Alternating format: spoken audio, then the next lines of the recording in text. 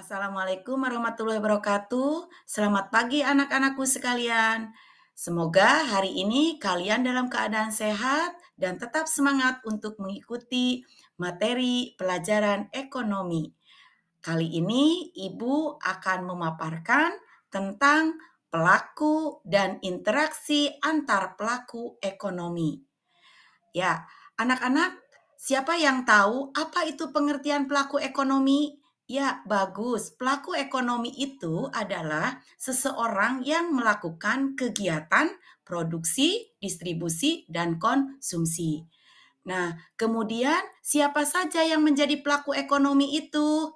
Yaitu ada 4, diantaranya 1, rumah tangga konsumen, 2 rumah tangga produsen, 3 rumah tangga pemerintah, dan yang keempat adalah masyarakat luar negeri. Nah, sekarang Ibu akan lanjutkan, yaitu tentang interaksi antar pelaku ekonomi atau yang dikenal dengan circular flow diagram. Nah, di sini interaksi antara pelaku ekonomi itu ada beberapa model, yaitu model 2 sektor, 3 sektor, dan 4 sektor. Nah, yang pertama bisa anak-anak lihat di sana, yaitu model interaksi dengan 2 sektor. Nah, di sana ada terdapat RTK dan RTP. Nah, RTK di sini itu memiliki faktor produksi yang dibutuhkan oleh RTP. Bisa anak-anakku sekalian lihat di garis yang bawah apa yang dinamakan dengan pasar input. Di sini RTK mengirim faktor-faktor produksi yang dibutuhkan oleh RTP. Faktor-faktor produksi apa saja? Yaitu tanah, tenaga kerja, modal, dan kewirausahaan.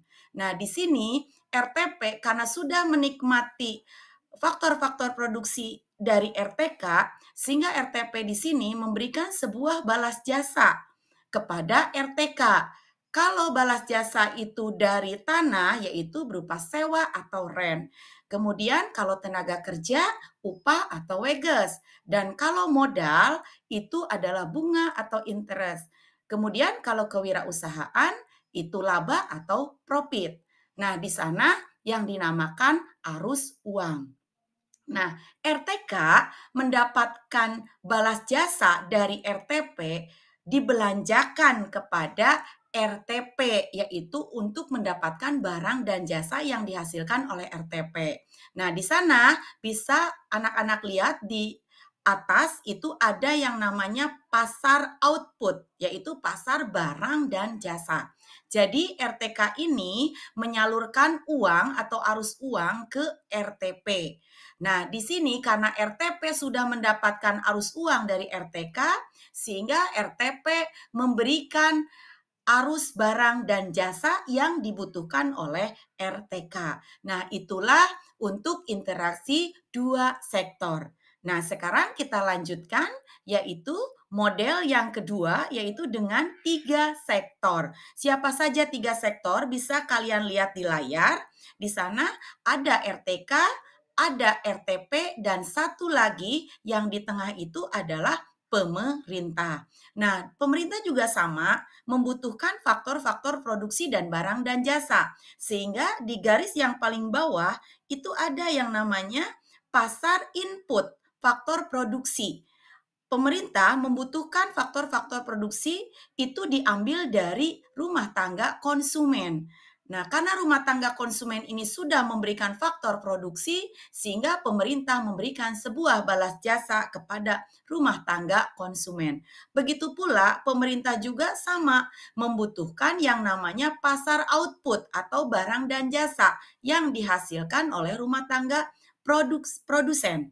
Nah, di sini pemerintah mengeluarkan arus uang kepada RTP dan RTP mengirimkan arus barang kepada pemerintah karena pemerintah sudah mengeluarkan uang untuk mendapatkan barang dan jasa.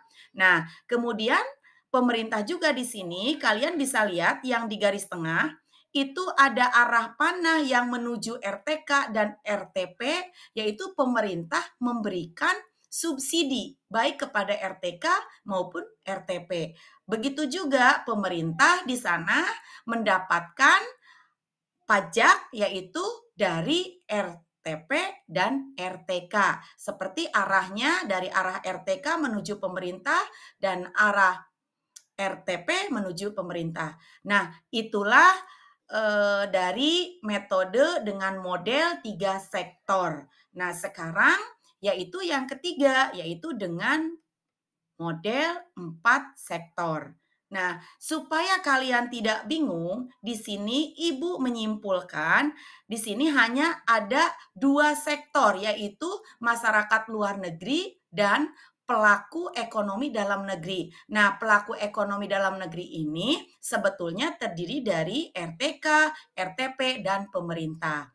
Nah, di sini antara masyarakat luar negeri dan pelaku ekonomi dalam negeri ini sama melakukan sebuah kegiatan baik itu di pasar input maupun pasar output, di mana masyarakat luar negeri membutuhkan faktor produksi kepada pelaku ekonomi dalam negeri, sehingga di sini eh, masyarakat luar negeri ini memberikan balas jasa kepada pelaku ekonomi dalam negeri. Begitu pula sebaliknya, pelaku ekonomi dalam negeri juga membutuhkan faktor produksi dari masyarakat luar negeri.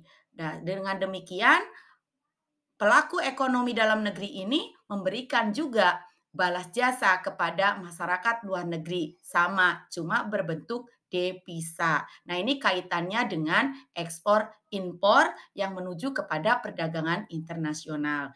Mungkin itu yang bisa Ibu paparkan tentang pelaku dan interaksi para pelaku ekonomi.